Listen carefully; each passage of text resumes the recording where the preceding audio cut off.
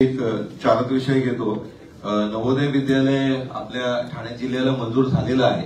भातसाच्या इकडे आपल्याला त्याच्या संदर्भातली लँड ही आपल्याला जर उपलब्ध करून देता आली, सुरुवातीला नवोदय विद्यालयांनी आपल्याला पत्र दिलेलं आहे। त्यांची जी लँड रिक्वायरमेंट होती त्याच्यापेक्षा आता जी नवीन लँड रिक्वायरमेंट आहे ती कमी आहे आणि त्याच्यामुळे देसले म्हणून आपल्याकडे संबंधित अधिकारी हे बघतायत। जर असतील तर या इकडे त्याच्यामध्ये फक्त आपण ती लँड एक्विजिशनची जी प्रोसेस आहे ती जर फास्ट ट्रॅक केली तर आपल्या जिल्ह्याला एक चांगली शाळा उपलब्ध होईल। येस सर, चांगली ऑपॉर्च्युनिटी आहे। या संदर्भात कलेक्टर महोदय, या संदर्भात भास्ता नगरला अतिशय चांगल्या प्रकारची लँड आहे। तिथं आदिवासी विभागाची इंग्लिश मीडियमची अतिशय सुंदर शाळा आहे आणि त्याच्यामुळे एकलव्य आणि त्याच्यामुळे सगळ्यात जास्त विद्यार्थी हे शहापूर तालुक्याचे असतात नवोदयमध्ये। त्यामुळे शहापूरला भास्ता डॅमला व्हावं अशी आमची सगळ्यांची मागणी। त्या तिकडे आपल्याकडे लँड रिक्वायरमेंट पण आहे। त्या संदर्भात पत्र आपल्याकडून मलाही प्राप्त झालेलं आहे, ऑफिशियली प्राप्त झाले। भातसा नगरमध्ये जी जागा आहे जलसंपदा विभागाची काही आहे, काही महसूलची आहे, त्या दोन्ही जागापैकी जी सुटेबल जागा आहे त्या भातसा नगर ऑलरेडी संकुल आहे। म्हणजे एकलव्य रेसिडेन्शियल स्कूल अतिशय चांगल्या पद्धतीने चालू आहे तिथे। सर, दुसरा विषय होता की महिला आणि बाल रुग्णालय जे आहे कल्याण ग्रामीण मध्ये, त्याच्यामध्ये जागेअभावी त्या तिकडे ते रुग्णालय उभारता येत नाहीये। तर त्याची फार जास्त काही जागेची रिक्वायरमेंट नाहीये, पण ग्रामीण भागाला लक्षात घेता आपल्याला हे हॉस्पिटल्स, कारण सगळा लोड बाय डिफॉल्ट येतो भिवंडीवरती, त्याच्यामुळे या इकडे हे हॉस्पिटल उभारणं गरजेचं आहे। दुसरं जो विषय आहे तो मुंबई विद्यापीठाचा आहे। मुंबई विद्यापीठाचा अध्यक्ष महोदय जो सब सेंटर आहे, अध्यक्ष महोदय नाही, सब सेंटरला आपल्याकडे जागा आहे, चालू आहे, फक्त त्याचा जास्तीत जास्त उपयोग झाला पाहिजे।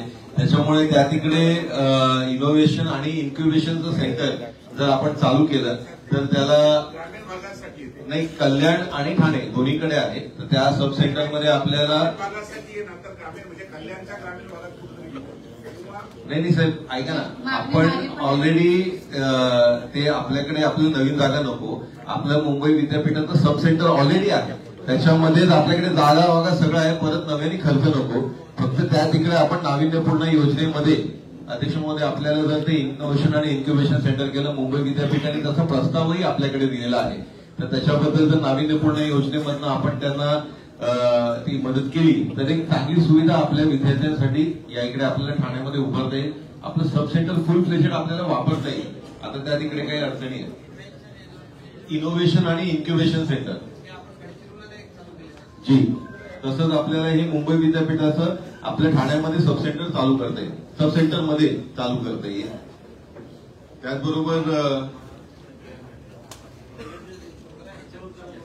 सर, आपण इनोव्हेशन आणि स्किल डेव्हलपमेंटच्या अंतर्गत पण आपल्याला डेव्हलपमेंटमध्ये आपण राज्य शासनानं कल्याण इथे एक महाहब नावाचं एक आपल्याला इनोव्हेशन सेंटर करतोय, ते पूर्ण अंतर्ली गावामध्ये करतोय सर। त्या संदर्भातला शासन आदेशही निर्गमित झालेला आहे, त्या संदर्भातली आर्थिक तरतूद प्राप्त झाली की आपण तिथं सुरू करतोय। खूप मोठ्या प्रमाणात पूर्ण राज्यभरासाठी कॅटर होईल इतका मोठा त्याची व्याप्ती आहे सर। मग एक छोटस सब सेंटरच्या संदर्भात अजून 2-4 विषय होते, फार किरकोळ आहेत की आपण ठाणे महानगरपालिकेच्या वतीने त्यांना जर सायनेजेस दिले आणि त्याचबरोबर जो ऍक्सेस रोड आहे सब सेंटरचा पूर्णपणे गेलेला आहे। स्थानिक जो बिल्डर होता रुणवाल, त्यांनी तो हस्तांतर करायला तयार आहे, महापालिका का घेत नाही अजून समजत नाही, पण तो रोड जर आपण बनवून दिला सब सेंटरला तर विद्यार्थ्यांना ये जा करण्यासाठी त्याच्यामध्ये एक चांगली सुविधा तयार होऊ शकेल। आणि एक छोटीशी विनंती त्यांची डिझेल जनरेटरसाठी आहे, तेवढं फक्त लवकर व्हावं अशी विनंती होती।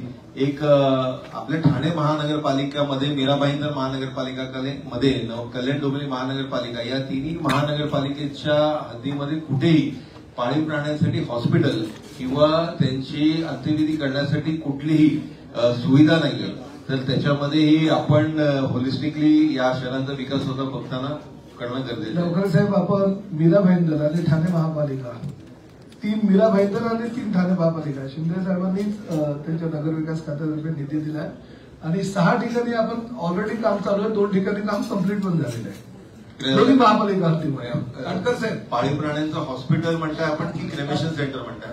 नाही, क्रेमेशन सेंटर। Cremation centre. ते सौरभराव त्यांच्या आधी 3 केलेले आहेत आणि 3 महापालिका. बोला.